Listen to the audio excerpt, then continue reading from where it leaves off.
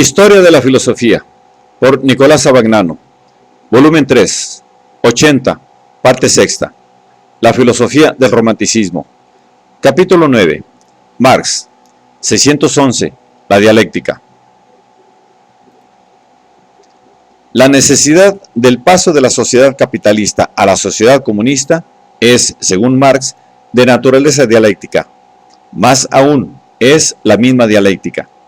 La noción de dialéctica es, juntamente con la de alienación, la mejor herencia que Marx ha aceptado de Hegel. Pero en uno y otro caso ha invertido el sentido de las nociones hegelianas. Por lo que respecta a la dialéctica, el prólogo a la segunda edición, 1873, del Capital, contiene el reconocimiento explícito de lo que Marx debía y no debía a Hegel. Para Hegel, el proceso del pensamiento que él transforma incluso en sujeto independiente con el nombre de idea es el demiurgo de lo real, que constituye a su vez solamente el fenómeno externo de la idea o proceso del pensamiento. Por el contrario, para mí, el elemento ideal no es más que el elemento material transferido y traducido en el cerebro de los hombres.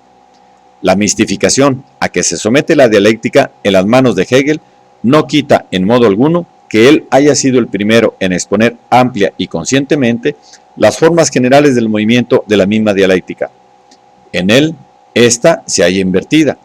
Hay que darle la vuelta para descubrir el núcleo racional dentro de la cáscara mística.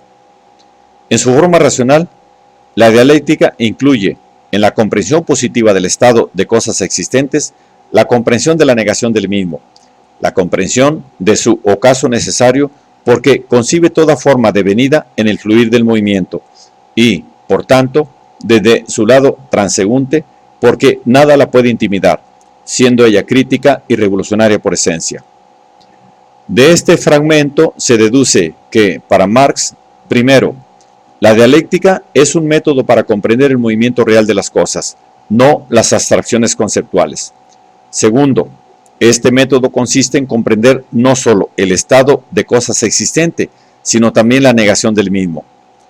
Tercero, la conclusión a que este método conduce, o su resultado, es la necesidad, es decir, la inevitabilidad de la negación y, por tanto, de la destrucción del estado de cosas existente. En otros textos, Marx reconoce a Hegel el mérito de comenzar por donde quiera con la oposición de las determinaciones, mientras reivindica para el Capital el mérito de ser el primer intento de aplicar el método dialéctico a la economía política, y señala a este método como el que muestra la íntima correlación de las relaciones sociales. De todos modos, Marx afirma que el método dialéctico constituye la ley de desarrollo de la realidad histórica, esto es, de la sociedad en su estructura económica, y que esta ley expresa la inevitabilidad del paso de la sociedad capitalista a la sociedad comunista, y, por tanto, de la alienación humana, que es propia de la primera, a la supresión de la alienación, que es propia de la segunda.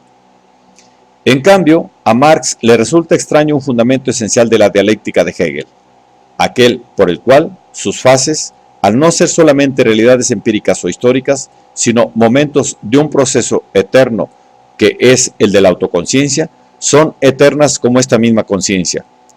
Su superamiento, para Hegel, no es su destrucción empírica e histórica o especulativa, sino más bien su mantenimiento en la unidad armonizada del conjunto. Decía Hegel, lo verdadero es el devenir de sí mismo, el círculo que presupone y tiene al comienzo el propio fin como fin propio y que solo mediante la actuación y el propio fin es efectual.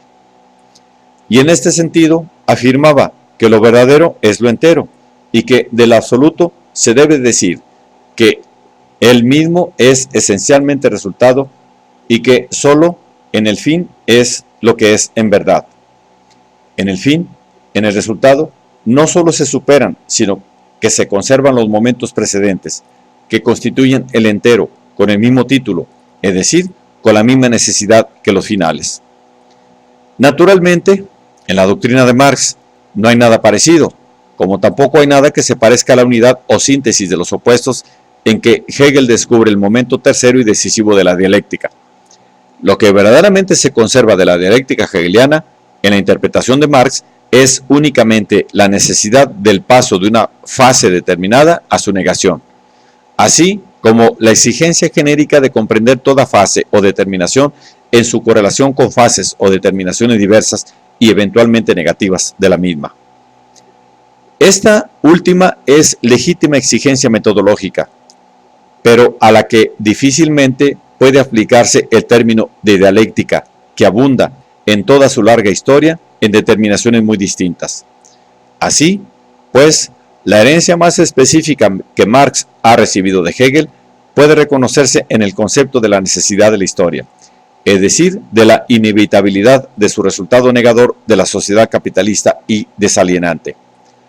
Se trata de una herencia pesada, porque su peso no ha menguado por la inversión que Marx ha impuesto a la dialéctica hegeliana. Esta herencia ha sido aceptada graciosamente por los movimientos inspirados en el marxismo, por haber resultado dotada de gran fuerza pragmática como mito de la inevitabilidad del comunismo. Desde el punto de vista conceptual, puede decirse, no obstante, en cierto modo, ajena al planteamiento fundamental de Marx.